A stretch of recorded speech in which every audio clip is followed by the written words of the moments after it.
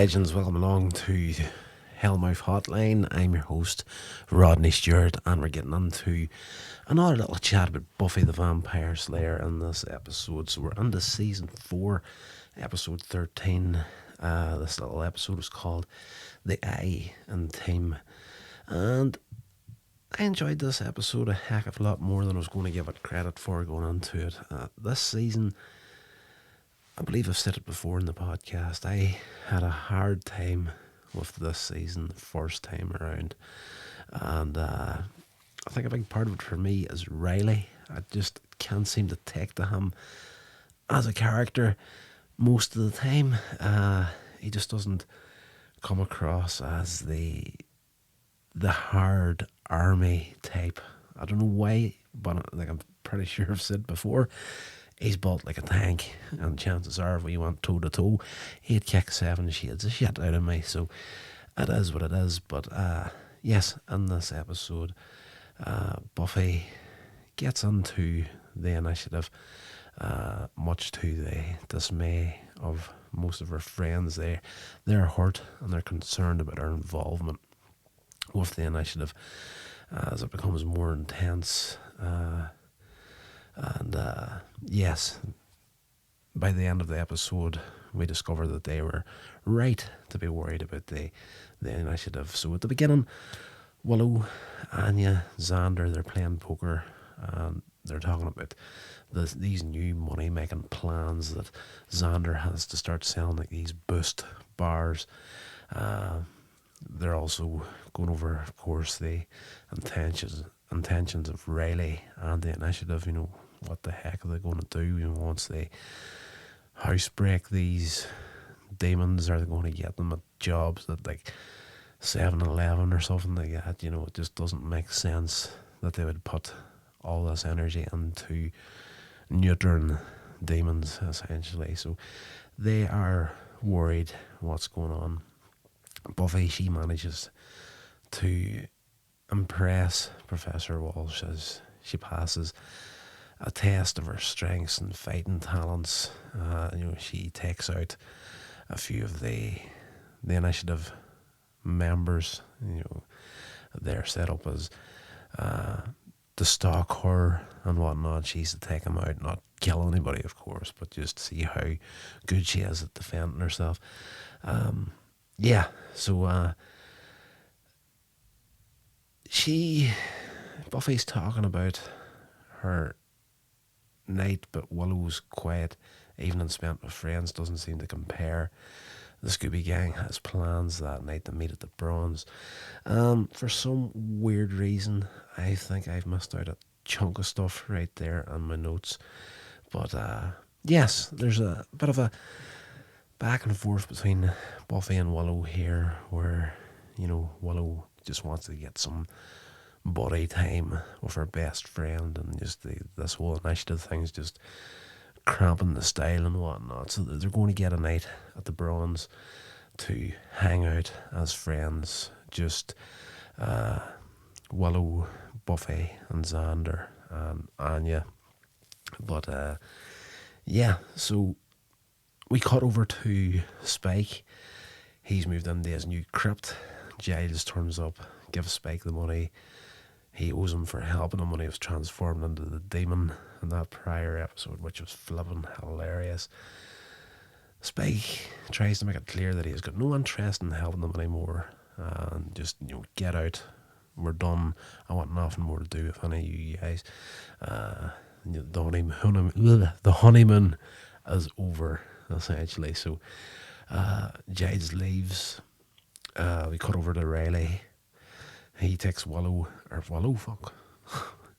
Riley takes Buffy into the initiative, the underground bunker and whatnot. There's a funny little moment there where they're setting it up, whereas, you know, you don't know what they're going to do. It's just Riley and Buffy face to face, and he's like, "No, you don't have to do this. If you want to wait, it's okay." And Buffy's like, "I want to do it. I'm ready." And they set it up as if they're going to sleep together, which they don't. You know, he puts his swiped card onto the wall and opens up this compartment, puts a swipe card on, puts some numbers on, whatever. And the mirror slides across and we see the elevator that leads down into the initiative. So off they go. And yeah, Professor Walsh meets them, and she gives him the tour of the facility. And Buffy's then made a member of their team. We cut over to Tara. She's trying to give this crystal to Willow, like a family heirloom sort of thing. You all know where this is going in this series. Willow's going to be batting for the other team from here on in, and Willow doesn't want to accept it because, that's a family heirloom. I can't accept this. Tara's hurt, and asks if they can perform some spells that night. But Willow has to turn her down due to her plans with the Scooby Gang at the Bronze, and also declines to take Tara, worried that she might feel out of place. So Tara's nose is knocked right out of joint at this point, and she leaves. We cut back to Professor Walsh. She enters the secure labs and the room 314 and exchanges some words with her colleague, Dr. Engelman, I want to say. She then checks up on their special project, part demon, part human creature named Adam. I believe this is the first we've seen of Adam in this series. It's been it's been a while since I've uploaded to this podcast, so it's been quite a while since I was watching the series. Over at the Bronze, Buffy's an hour late for meeting up with her friends, and when she does show up, she brings Riley and the other initiative members with them. Willow's upset, saying that she could have invited someone to come as well, as if she'd known it was going to be an open gathering. So she's bitchy. Buffy asks who she wanted to invite. Willow tries to pretend that it was like a hypothetical someone, and she doesn't mention Tara. Willow then questions how much much trust Buffy should put in the initiative, reminding her of 314, and they don't know what the organisation's ultimate agenda is, only for Buffy then to rush off with Riley and his friends. All their pagers goes off. Of course, Buffy's got one now. She's part of the gang. After being abandoned by Willow,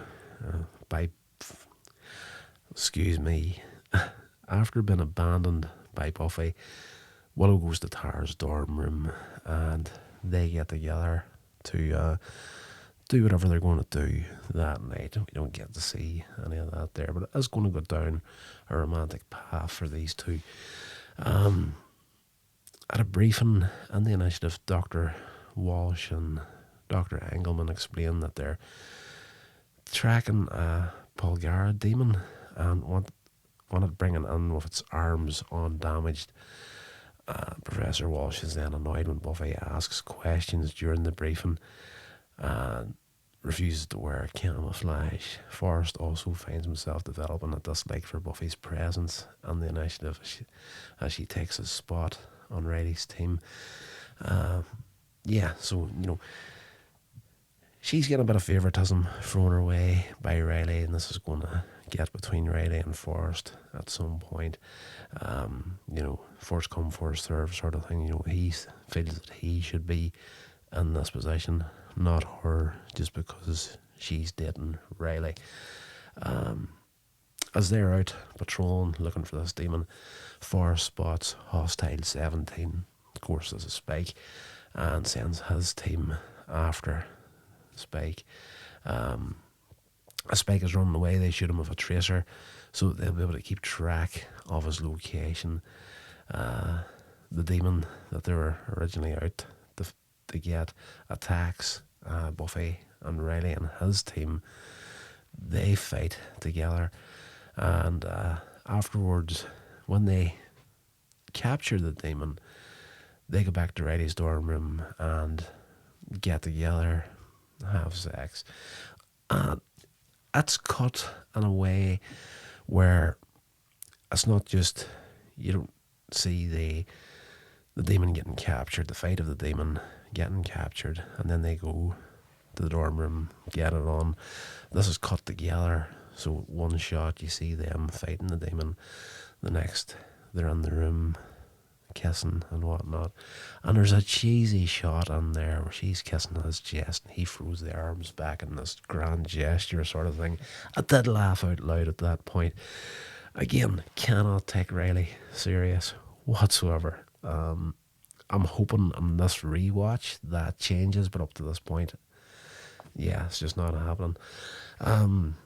Professor Walsh, she's watching the sex scene between Riley and Buffy on secret cameras hidden in Riley's room.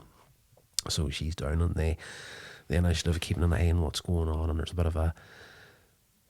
of jealousy on Professor Walsh's part when it comes to Riley. We cut back to Spike. He's desperate, doesn't know what to do, so he turns up at Giles looking for help, and he's forced to give up the last of Giles' money in exchange for that help. Giles just makes the most of this. And, why should I help you? I came, paid you and whatnot. You told us you wanted nothing to do with us. Why should we help you now, sort of thing. So he gets the money back out of Spike. So there's a nice little bit of comedy between them two in this episode. The next morning, Buffy is surprised to see Riley still in bed by her side when she wakes up. And this is kind of harkening back to the whole Buffy Angel thing, where, there wasn't a lot of trust there and whatnot. And it's just something new for her to actually wake up beside her boyfriend in the morning. So, yeah, they talk, but when Buffy asks about 314, Riley gets a call from Professor Walsh requesting his help. And, yes, interestingly, there's a shot on there, there's a moment where they're in bed talking together, and an alarm goes off, and Riley says it's just a reminder for him to take his vitamins. And Buffy's like, "You serious?" Kind of laughs at him. And it's kind of a throwaway thing, but later in the season, this does pay off, these vitamins. So it's an important point in this episode that is very easily overlooked if you're not really paying attention. And yes, just nicely, like, I love that sort of thing in an episode. They'll just do something that just doesn't seem to have any strings attached to it, but then later on in the season, something will grow out of that one moment. So that's an important part in this episode. So down in the initiative, Walsh is talking to Dr. Engelman, and they decide that Buffy is becoming a liability to the initiative and a distraction for Riley. So they decide to eliminate her immediately. Back over at Giles, he tries to remove the tracer from Spike's shoulder, but it's difficult, and they don't have much time. They work out it's a tracer. Xander actually figures it out, harkening back to a past episode as well, where he was on Halloween night dressed as an action man, and there was a spell popped up. Everybody became what their Halloween costumes were, so he became a commando. So he has, every once in a while, he'll see something and it'll pop up in his head, from that night where he was actually a real commando. So he works out it's a tracer, and they haven't got much time to get it out of Spike before the initiative comes a hunting for him. Buffy gets back to her dorm room to find that Willow also stayed out all night. So we don't know what we don't know what Willow was up to all night. Perfectly innocent, I'm sure. Yeah. A few seconds later, Willow returns. She's carrying the crystal she had previously refused to accept from Tara. So it's obvious that their relationship has manoeuvred on to another level the previous night when we haven't seen anything of it. They get a few moments of a chat, But Buffy is beeped by the initiative and is sent on a new mission to find a class 3, not very dangerous creature and transmit a picture of it to Professor Walsh. So Walsh has her set up with this camera. We seen it earlier in the episode when she was having her little tour of the initiative. There was this like head mounted camera sort of thing, over the ear and whatnot, and it has a heart monitor, so the initiative can keep track of what's happening in the field and the vitals of the person that's wearing it. So Walsh sets her up to go looking for these creatures that are not very important, not very dangerous. You'll be okay on your own. Just go check it out, and I'll be able to sit here, watch what's happening. I can tell you what to do and whatnot. So, yes, Buffy goes on the mission alone, but it turns out to be a trap set by Professor Walsh. Instead of being a small, non-dangerous demon, it turns out to be two very large demons that are both armed. Buffy had previously seen these two imprisoned in the initiative. Steel doors slam shut in the tunnel or sewer tunnels where she's at, and she's trapped. She also has a gun with her. She attempts to use it's the initiative gun that Walsh sent her down with, and she tries to use it, but it's defective, doesn't work, explodes in her hand essentially. Meanwhile, Riley, he's kept out of the way, but been sent out with a team to find and recover Hostile 17 / Spike. So they're off doing that. Buffy's trapped in the sewers with these two demons fighting for her life. Over at Giles's, Willow's doing a spell to mask the tracer signal from the initiative to buy them a little bit of extra time. Spike passes out from drinking, and he's given this strong booze to numb him from the pain of Giles operating on his shoulder trying to get this thing out. The spell that Willow does, it's funny. It's supposed to like ionize the atmosphere sort of thing, and like she does the spell, and like, has it worked? And next shot, everybody's standing there and their hair's up in the air. So it definitely worked. Another nice little bit of comedy in there. Childish, I grant you, but I enjoyed it. So Giles continues to get the tracer out of Spike's shoulder. When it is finally removed, it's flushed down the toilet just in time to save Spike from Riley and his team. They're out in the streets, and they finally get a clear signal from it. And it's like, the signal's getting closer, it's getting closer, it's coming straight towards us, Hold on, it's going right past us. And that's when Riley realises it's been flushed. It's gone down the sewer underneath the street that they're standing on. Back in the tunnel, Buffy fights with the two demons while Professor Walsh watches the screen at the initiative. She's hooked up to the feeds from Buffy's monitor and camera. Buffy fights, and the heart monitor loses her heartbeat on the screen. It falls to the side after a hit from one of the demons, so it's on the ground. You see the monitor, the heart rate dropping down and then going flat line. Professor Walsh informs Riley when he returns that Buffy is dead. Makes up a story about Buffy going out on her own to attack some demons despite protests from Maggie. So just before that, you do actually see what's happening to Buffy.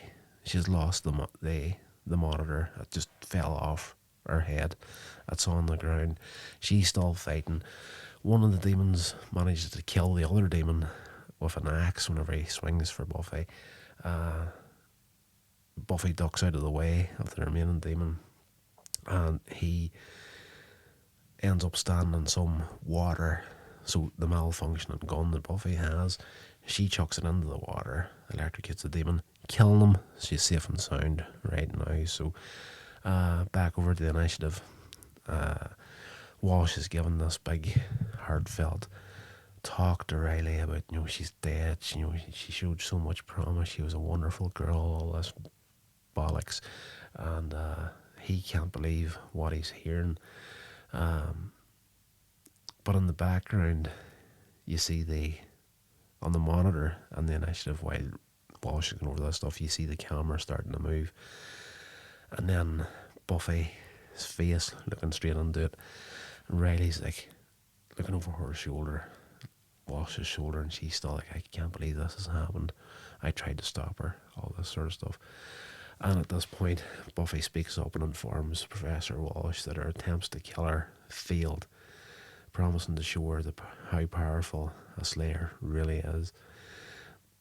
Riley sees this happening and then walks out on Walsh while she's pleading with him to come back.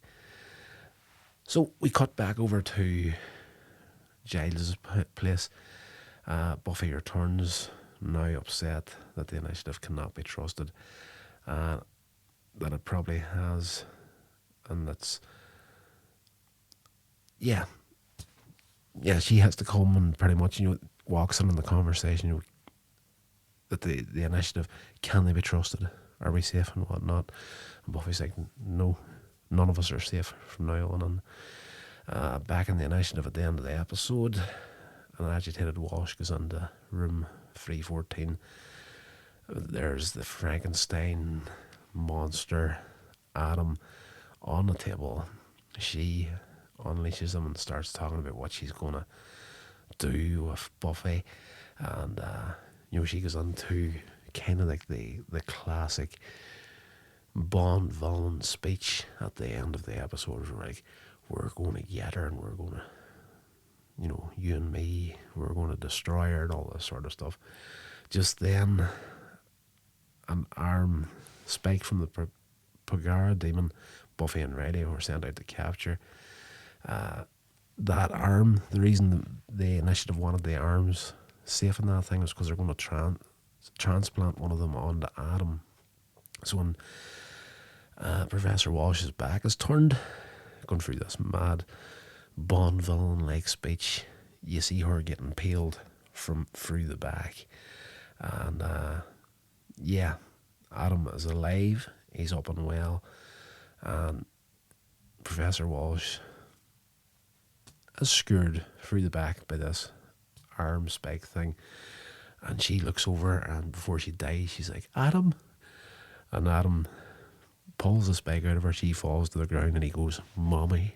So it's one of these endings where it's a bit of a surprise. Like, as I say, I enjoyed this episode a heck of a lot more than I was expecting to enjoy it, because, as I said, I had a really difficult time with this season the first time around. Just, it's very disjointed in places, and it's because of this character, Professor Walsh, as well. I think there was a bit of a falling out or something. I think she let if memory serves, like, I'm just going by something that I read somewhere along the line way back, could be way off on this. Maybe I am, maybe I'm not 100% sure.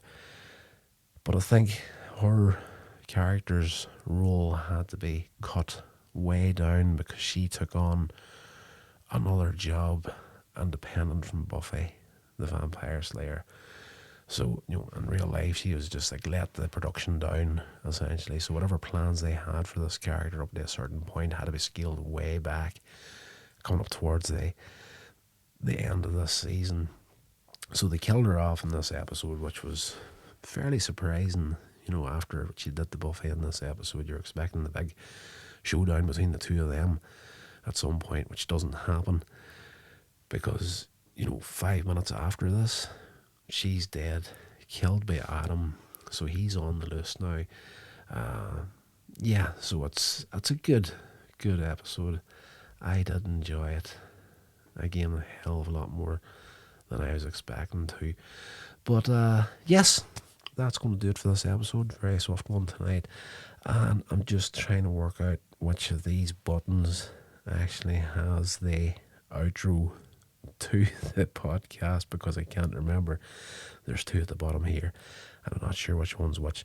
So I'm going to have a little guess now, and if I do get the right one, you'll not hear back from me. So stay safe, and I will talk to you in the next episode. This has been a production of Coins Age Media. Thank you so much for listening. That was the right one.